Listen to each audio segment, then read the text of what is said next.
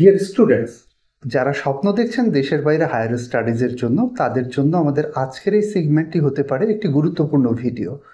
আজকে আমরা UK study নিয়ে মূলত কথা বলবো। আমাদের সাথে আছেন ইউকে এক্সপার্ট মারিয়াম মুন্নি। কেমন আছেন? আলহামদুলিল্লাহ ভালো, আপনি কেমন আছেন? এই তো ভালো। আমরা আজকে আপনার সাথে ইউকে নিয়ে কথা বলতে চাচ্ছিলাম। ইউকেতে আসলে আন্ডার গ্রাজুয়েট এবং পোস্ট গ্রাজুয়েট ডিগ্রির এন্ট্রি রিকোয়ারমেন্টসগুলো কি কি?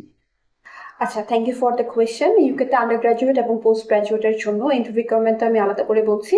ফার্স্ট অফ অল, আন্ডার গ্রাজুয়েটের জন্য এন্ট্রি রিকোয়ারমেন্টটা হচ্ছে আপনার জিপিএ আউট অফ 5-এ মিনিমাম 3.50 থাকতে হবে। পোস্ট গ্র্যাডে আপনার সিজিপিএ আউট অফ 4-এ অবশ্যই 2.75 থাকতে হবে, বাট কিছু কিছু ইউনিভার্সিটিতে আমরা 2.50 দিয়ে কাজ করতে পারি। ঠিক আছে, তার মানে আমি যদি একটু পার্সেন্টেজেও বলি, মিনিমাম 55% আপনাকে রাখতেই হবে।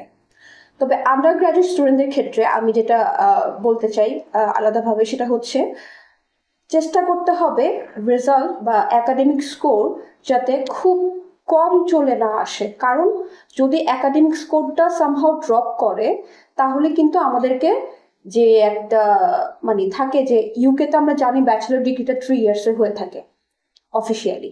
সো তখন যদি স্কোর ড্রপ করে তখন কিন্তু এটা ডিউরেশনটা বেড়ে যায়, তখন আমাদেরকে তাদেরকে পাথওয়ে প্রোগ্রাম সহ তাদেরকে ব্যাচেলর ডিগ্রিটা অফার করতে হয়। আচ্ছা, ইউকে ইউনিভার্সিটিগুলোতে কি বাংলাদেশ থেকে এইচএসসি পাশ করা স্টুডেন্টরা সরাসরি ভর্তি হতে পারবে, নাকি তাদের ফাউন্ডেশন বা পাথওয়ে প্রোগ্রামের মাধ্যমে যেতে হবে? Thank you so much for your question. Yes, it's a very important question, I think, because UK-তে ইন্টারমিডিয়েট মানে এইচএসসি কমপ্লিট করার পরে স্টুডেন্টরা যেতে পারবে কিনা, আমার most of the cases question আসে। আমরা জানি যে ইউকেতে আন্ডারগ্রেডে ডিরেক্ট অ্যাডমিশনের জন্য 13 ক্লাস কমপ্লিট থাকতে হয়, বাট আমাদের এইচএসসিটা অ্যাকচুয়ালি 12 ক্লাস ইকুইভ্যালেন্ট কাউন্ট করা হয়। বাট ইউকেতে কিছু কিছু ইউনিভার্সিটি আছে যারা 12 ক্লাস কমপ্লিট হওয়ার পরেই আমাদের ব্যাচেলরে ডিরেক্ট অ্যাডমিশনের জন্য অ্যাকসেপ্ট করে। তার মানে আমরা ওইসব ইউনিভার্সিটিতে আন্ডারগ্রেড কোর্সের জন্য ইন্টারমিডিয়েট পাস করা বা এইচএসসি পাস করা একটা স্টুডেন্টের রেজাল্ট নিয়ে অ্যাপ্লাই করতে পারবো ফর ডিরেক্ট অ্যাডমিশন। বাট অবশ্যই এখানে জিপিএটা ম্যাটার করছে। আরেকটা প্রশ্ন আমরা প্রায়ই পাই, বাংলাদেশের ইউনিভার্সিটি থেকে ক্রেডিট ট্রান্সফার করে ইউকের ইউনিভার্সিটিতে যাওয়া যাবে কিনা? ওকে, ইয়েস, এটা খুব মানে কি বলবো, আমরা যারা ইউকেতে স্টুডেন্ট সার্ভ করি, ইউকে ডেস্টিনেশনে স্টুডেন্ট সার্ভ করি, খুব কমন একটা কোয়েশ্চেন ইউজুয়ালি আমি পেয়েছি। ইভেন আমি নিজেও এই ধরনের ফাইল নিয়ে কাজ করেছি। হ্যাঁ, ক্রেডিট ট্রান্সফার পসিবল, বাট অবশ্যই ক্রেডিট ট্রান্সফারের জন্য স্পেসিফিক কিছু ইউনিভার্সিটি আছে যারা একটা মানে যে আপনি প্রাইভেট ইউনিভার্সিটিতে ভর্তি হয়েছেন বা আপনি পাবলিক ইউনিভার্সিটিতে ভর্তি হয়েছেন, আপনি কতটুকু ক্রেডিট কমপ্লিট করেছেন, মানে ক্রেডিট ট্রান্সফারের জন্য আমাকে আগে মেকশোর করতে হবে ওই স্পেসিফিক ক্রেডিট কমপ্লিট আপনার বাংলাদেশে যেখানে আপনি ভর্তি হয়েছেন সেখানে কমপ্লিট হয়েছে কিনা, তারপরে কিন্তু আমরা এটার জন্য কাজ করতে পারবো। একটা প্রশ্ন আমরা প্রায়ই পেয়ে থাকি, সেটা হচ্ছে ইউকেতে স্টাডি করতে হলে আইএলটিএস দেওয়াটা বাধ্যতামূলক কিনা। আমিও যখন স্টুডেন্টদের সাথে কথা বলি তখন এই কোয়েশ্চেনটা আমিও ফেস করি। আসলে কোয়েশ্চেনটা হবে এরকম যে হওয়া উচিত, আমি মনে করি যে ইউকেতে আমি হায়ার স্টাডিজের জন্য যেতে যাচ্ছি, আমার ইংলিশ প্রফিসিয়েন্সি টেস্টটা আসলে কেমন হবে বা কোন কোন ইংলিশ প্রফিসিয়েন্সি টেস্ট ইউকে ইউনিভার্সিটিগুলো অ্যাকসেপ্ট করে থাকে। আইএলটিএস এর পাশাপাশি আদার্স কিছু ইংলিশ প্রফিসিয়েন্সি টেস্ট আছে, টোফেল আছে। টোফেল কিন্তু এখন ইউকের প্রত্যেকটা ইউনিভার্সিটি অ্যাকসেপ্ট করছে, আন্ডারগ্রেডের জন্যও করছে, পোস্ট গ্রেডের জন্যও করছে। পিটিই আছে, পিটিও কিন্তু এখন অনেক ভালোভাবে স্প্রেড হচ্ছে স্টুডেন্টদের মধ্যে। স্টুডেন্টরা আসতে জিজ্ঞেস করে যে আপু আমি পিটি দিতে চাই, আমার এটা অ্যাকসেপ্টেড হবে কিনা, আমি টোফেল দিতে চাই, অ্যাকসেপ্টেড হবে কিনা। Fine, you can go for TOEFL and PT as well. আর আরেকটা বিষয় যেটা বলতে চাই, পিটি, টোফেল, আইএলটিএস এর পাশাপাশি ডুওলিঙ্গো টেস্ট আছে, ওয়াইটিসি আছে। ঠিক আছে, ইউকেতে আমাদের কিছু সিলেক্টেড ইউনিভার্সিটি আছে যারা পোস্ট গ্রেডে ডিরেক্ট অ্যাডমিশনের জন্য ইংলিশ প্রফিসিয়েন্সি টেস্ট হিসেবে মিডিয়াম অফ ইনস্ট্রাকশন মানে এমওয়াই শর্টলি যেটা আমরা বলি, এমওয়াই অ্যাকসেপ্ট করছে। তো পাশাপাশি আরেকটা কোয়েশ্চেন আর যেহেতু মাথায় আসছে আমি শেয়ার করে দিতে চাচ্ছি, সেটা হচ্ছে অনেকে কোয়েশ্চেন করে যে আপু আপনি তো ওয়াইটিসি সাজেস্ট করছেন, আপনি ডুওলিঙ্গো সাজেস্ট করছেন, বা MY দিয়ে আমি অ্যাপ্লাই করতে পারবো বলছেন, সো ভিসাতে কোনো প্রবলেম হবে কিনা? ওকে, সো এই ক্ষেত্রে স্টুডেন্টদেরকে বলতে চাই যে ইংলিশ প্রফিসিয়েন্সি টেস্ট যদি ইউনিভার্সিটি অ্যাকসেপ্ট করে, সেক্ষেত্রে ভিসার সাথে এটা কোনোভাবেই কানেক্টেড না। ভিসাতে কোনো প্রবলেম হবে না।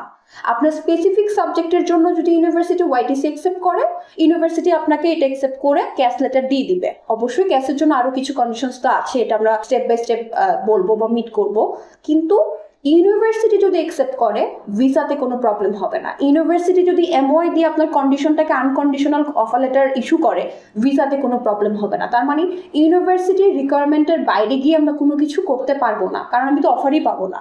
আর যদি আমি অফার পেয়ে যাই তাহলে ভিসাতে আমার কোনো প্রবলেম হবে না। আপনি কিছুক্ষণ আগে স্কলারশিপ নিয়ে কথা বলছিলেন, আসলে বাংলাদেশের স্টুডেন্টদের জন্য স্কলারশিপের কতটা ব্যবস্থা আছে? ওকে, থ্যাংক ইউ সো মাচ। এটা খুবই ইম্পর্টেন্ট এবং খুবই কমন একটা কোয়েশ্চেন স্টুডেন্টদের আসলে অ্যাডমিশনের ব্যাপারে কথা বলতে আসলে, যে আপু স্কলারশিপটা কেমন হবে, আমি কতটুকু স্কলারশিপ পেতে পারি। সো এখানে আমি একটু আলাদা আলাদাভাবে প্রেজেন্ট করার ট্রাই করছি। সেটা হচ্ছে আন্ডার গ্রেডের জন্য স্কলারশিপটা কেমন হতে পারে, পোস্ট গ্রাজুয়েটের জন্য স্কলারশিপটা কেমন হতে পারে। সো আন্ডার গ্রেডের স্কলারশিপটা আপ টু 50% পর্যন্ত হয়ে থাকে, ঠিক আছে, আপ টু 50% পর্যন্ত হয়ে থাকে। এবং কিছু কিছু ইউনিভার্সিটি আপনার অনরোলিং বা অনগোয়িং স্কলারশিপটাও দিয়ে থাকে বা প্রোগ্রেশন স্কলারশিপটাও দিয়ে থাকে। লাইক আপনি ফার্স্ট ইয়ারে এতটুকু স্কলারশিপ পেয়েছেন এবং সেকেন্ড ইয়ার আপনার একাডেমিক বা রেজাল্টের উপরে আবার স্পেসিফিক অ্যামাউন্ট অফ স্কলারশিপ তারা প্রোভাইড করবে, ফাইন। আর আমরা যদি এখন পোস্ট গ্রেডে আসি, তাহলে পোস্ট গ্রেডের স্কলারশিপটা আমি বলবো আপ টু 10,000 পর্যন্ত স্কলারশিপের অপরচুনিটিস আছে। আর ইউকেতে মাস্টার্স একটা খুব ভালো অপশনস। কেন? ইউকেতে মাস্টার্স ইউজুয়ালি 1 ইয়ারের হয় এবং কিছু কিছু ইউনিভার্সিটি 15 মান্থ, 16, 17, 18 মান্থের কোর্স রান করছে, বাট বেনিফিট হচ্ছে 1 ইয়ারের টিউশন ফিসটাও যেমন, 15, 16 মান্থের টিউশন ফিসটাও সেম থাকে। আর সেক্ষেত্রে স্কলারশিপটা যখন ইউনিভার্সিটি প্রোভাইড করে তখন টোটাল ডিউরেশনের উপরেই কিন্তু স্কলারশিপটা প্রোভাইড করে থাকে, সেটা আপ টু 10,000 পাউন্ড পর্যন্ত আছে। এটা একটা খুবই ভালো একটা অপরচুনিটিস। এবং কিছু কিছু ইউনিভার্সিটি, কিছু কিছু টপ র্যাঙ্ক ইউনিভার্সিটিতে স্কলারশিপের অ্যামাউন্টটা এমন থাকে যে স্টুডেন্টরা মিড র্যাঙ্কের ইউনিভার্সিটির জন্য যতটুকু টিউশন ফিজে বাজেট করে, ওই সেম বাজেট দিয়ে টপ র্যাঙ্ক ইউনিভার্সিটিতে মাস্টার্স করতে পারবে।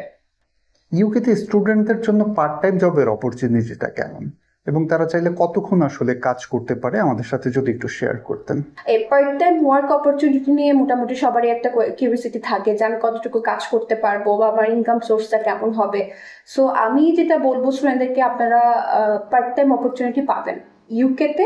পার উইক আপনি 20 hours part time work opportunity পাচ্ছেন পার উইকে।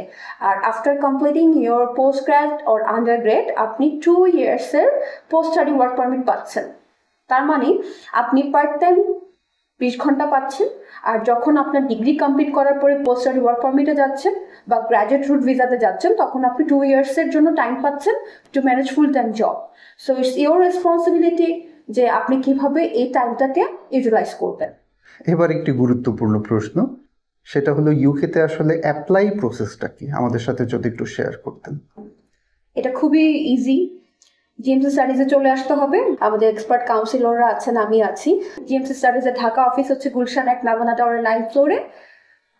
শিক্ষার্থীদেরকে হেল্প করার জন্য তাদের কাউন্সিলররা কিন্তু সবসময় রেডি আছে। Thank you. আজকে আমরা আপনার কাছ থেকে অনেক গুরুত্বপূর্ণ কিছু তথ্য পেলাম, আশা করি এটা সবার কাজে লাগবে, বিশেষ করে যারা বাইরে লেখাপড়া করতে চাচ্ছে তাদের কাজে তো অবশ্যই লাগবে। তো আজকের মতো আমরা বিদায় নিচ্ছি, ধন্যবাদ আমাদের সাথে থাকার জন্য। প্রিয় দর্শক, আজকের মতো আমরা এখানেই বিদায় নিচ্ছি। আবারও হাজির হয়ে যাব নতুন কোনো ডেস্টিনেশনের প্রশ্নোত্তর পর্ব নিয়ে। সে পর্যন্ত সবাই ভালো থাকবেন।